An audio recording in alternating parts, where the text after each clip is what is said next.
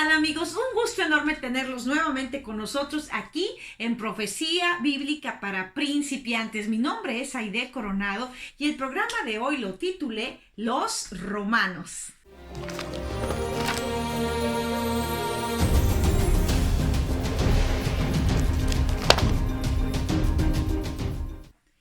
Bueno, pues vamos a arrancar de lleno. Gracias por estarnos acompañando en esta secuencia de programas. Estamos revelando la interpretación del sueño que tuvo el rey Nabucodonosor, que se le reveló a Daniel, el sueño y la interpretación. ¿Se recuerdan? El rey ni siquiera se acordaba que había soñado. Bueno, ya vamos bien avanzados, ya vamos por terminar. El programa pasado nos quedamos con los griegos, esta tremenda nación poderosísima, y entonces ahora se tiene que cumplir la profecía, porque hemos visto cómo Dios es fiel en cumplir. A Daniel se le reveló, bueno, al rey Nabucodonosor mediante un sueño. Dios le reveló la historia de la humanidad, y Dios quiso usar al rey Nabucodonosor y usó a Daniel para que interpretara el sueño, pero realmente Dios nos quería mostrar a nosotros, a todos los seres humanos que iban a venir después. Nos quería dar seguridad, certeza, nos quería mostrar cómo iba a ir el mundo hasta la segunda venida de Cristo. Y bueno, ahorita ya vamos bien avanzados en esta profecía, que hemos visto cómo cabalmente se ha cumplido todito, y vamos a seguir viendo. Es muy interesante. Falta, ya estamos al final de la estatua. Estamos ahorita en las piernas, recuerdan, las piernas de hierro que son los romanos, y pues ya nos faltarían los pies. Así que hoy vamos a hablar del hierro, los romanos, esas piernas poderosas de hierro que soñó el rey Nabucodonosor, y que bueno, son los romanos.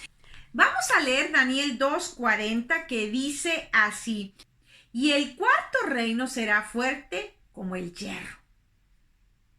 Y como el hierro desmenuza y rompe todas las cosas, desmenuzará y quebrantará todo. Nos está diciendo que este reino va a desmenuzar y va a quebrantar todo. Impresionante. Más adelante, cada programa se los voy diciendo, Daniel nos va dando más información. Dios le siguió mandando más revelaciones a Daniel. Empezamos y Dios usó al rey Nabucodonosor. Dios le mandó este sueño al rey Nabucodonosor, pero después Dios le siguió mandando sueños y visiones a Daniel, y le aclara cada reino y le da muchos detalles. Y conforme los reinos van pasando, Daniel va teniendo muchísima información que vamos a ver más adelante. Estudiar profecía, bueno, lleva su tiempo, lleva su investigación, y yo no quise hacer videos largos de 2-3 horas, meternos a investigar la historia, las fechas, porque a veces la gente se asusta, se intimida, le da pereza. Entonces lo voy desglosando, así como cuando a un niño le desglosas y le das la papilla, lo voy desglosando así. Pero en los siguientes capítulos de Daniel nos vamos a ir adentrando más en los detalles. Sobre todo, Dios, en su infinita sabiduría, empieza a dar muchos detalles de los últimos reinos, como diciendo, bueno, esto ya pasó, pero me interesa que identifiquen los últimos reinos y que no haya lugar a duda qué reinos son, porque se están desenvolviendo eventos muy interesantes que nos dan las pistas de qué reinos son.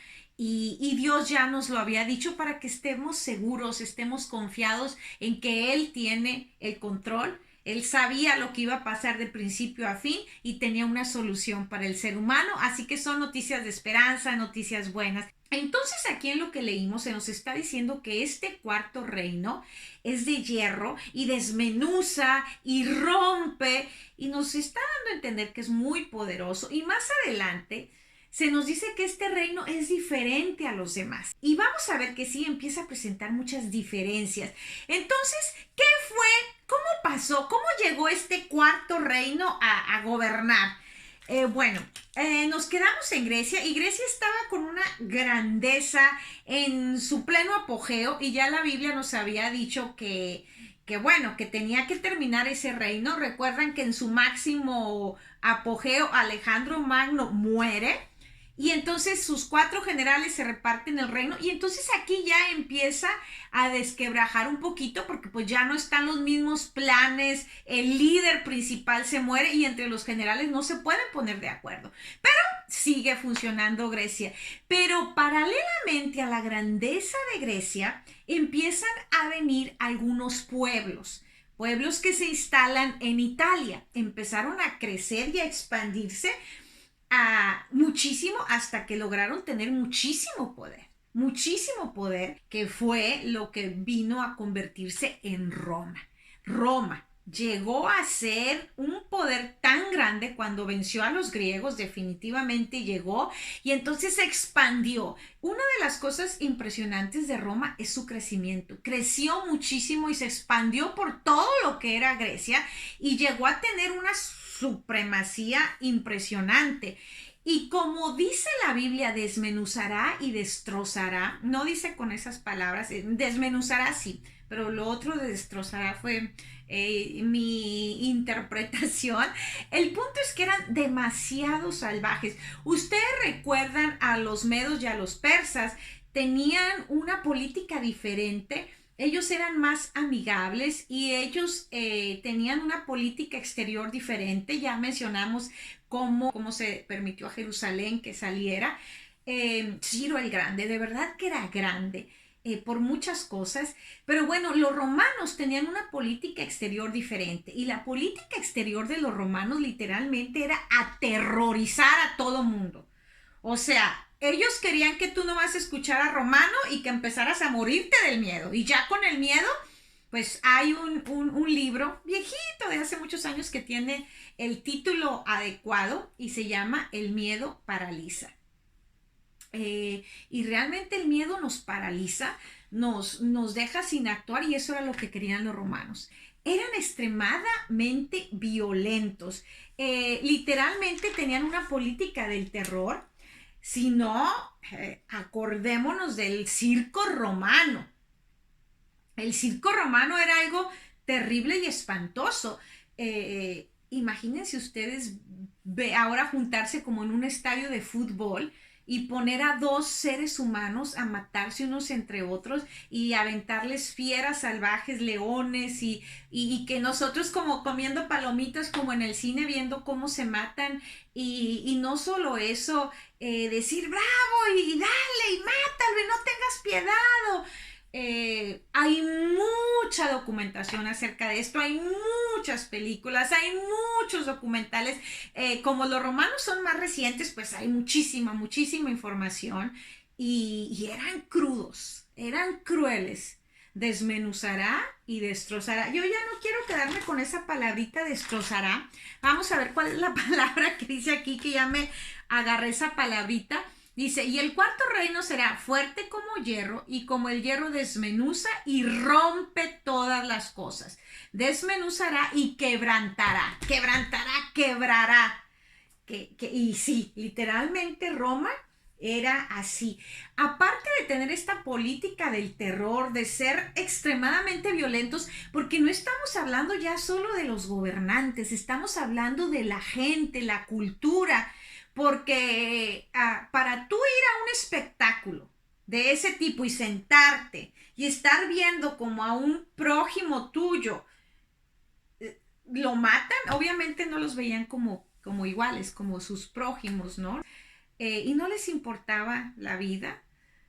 Pues se me hace muy crudo y obviamente para que una sociedad acepte algo así, nos está hablando de lo mal que está la sociedad, ¿no? Que nosotros hemos mejorado, no tanto como algunos quisiéramos, porque todavía tenemos como humanos muchas salvajadas, diría yo, como los toros. Los toros un poquito se conserva más o menos, nada que ver, ¿verdad? Porque no tenemos mucho amor por los animales, pero juntarse un grupo de seres humanos para ver cómo torturan a un animal es terrible y espantoso. Yo me acuerdo cuando era niña, tendría unos 8 años, mi papá nos llevó por primera vez a ver los toros. Y yo era una niña, yo creo que tenía 8 años y empecé a ver eso aterrorizada. Nunca lo había visto, tal vez en la tele, pero no le ponía importancia. Pero al ver ahí sentí un dolor por ese animal y mi papá para colmo llevaba unos miralejos y cuando yo puse esos miralejos en mis ojos eran de muy buena calidad porque hasta le veía al toro chorrear la sangre, ya le habían enterrado y le veía.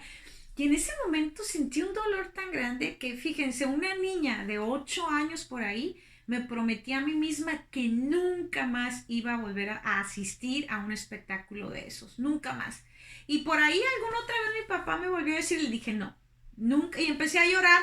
Recuerdo que ahí en los toros, no haciendo un escándalo, pero empecé con mis lágrimas, empecé a llorar. Se me hizo lo más salvaje y nunca más quise volver. Nunca he ido a las peleas de gallos, nunca he ido, que es otra salvajada.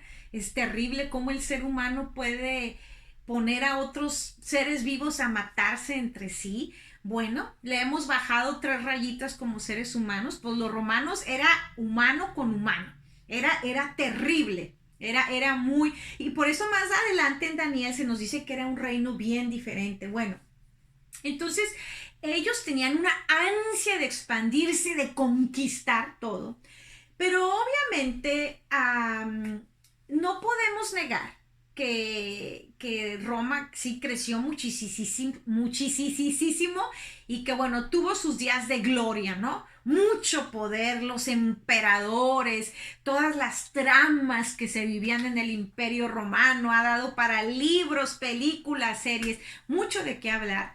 Eh, pero dentro de todo esto, eh, había, ¿cómo lo puedo llamar? Había algo muy terrible dentro del imperio romano. Los mismos emperadores eran asesinados por su misma gente. Incluso los mismos hijos asesinaban al padre para quedarse con el poder. Algunos emperadores, sabiendo que ya los habían traicionado, que ya los iban a matar, ellos mismos se suicidaban. Era una trama terrible. Yo creo que el ser humano fue diseñado para amar.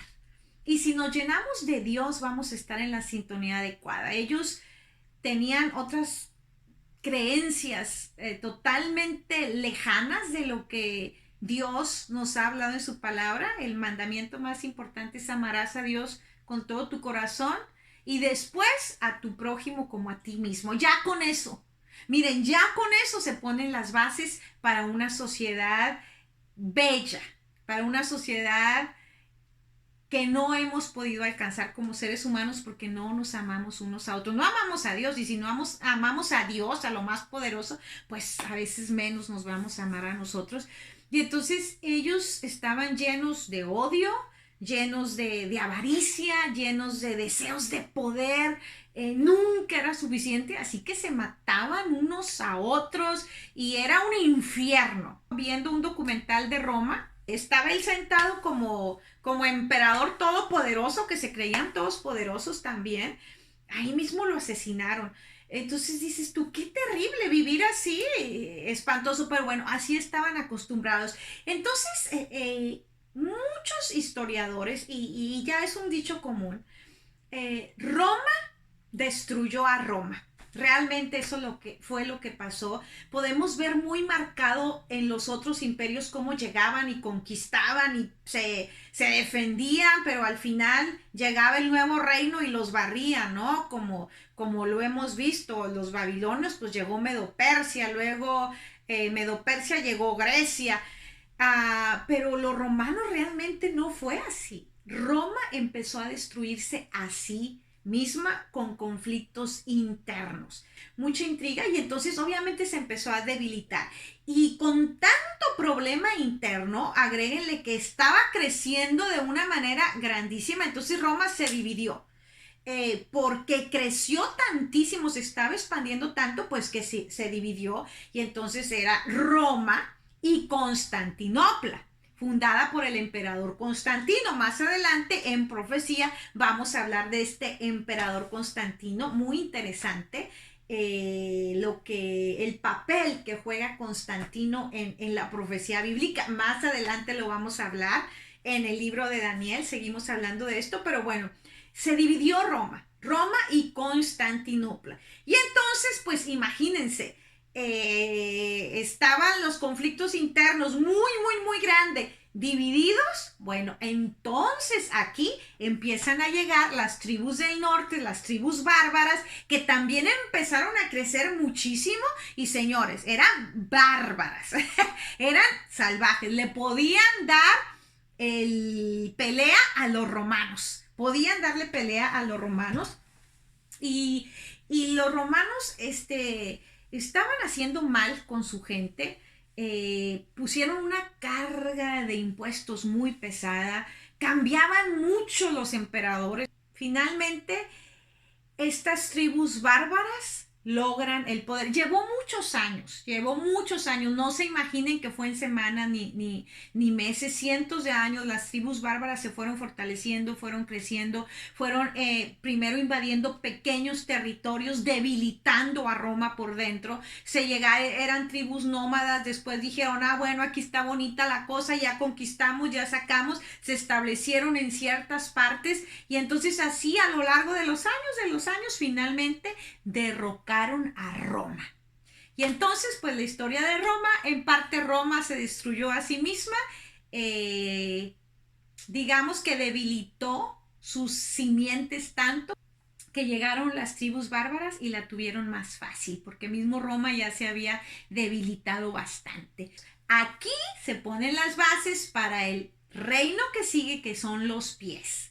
Acuérdense, los pies en parte eran de hierro y en parte de barro, en parte fuerte y en parte débil.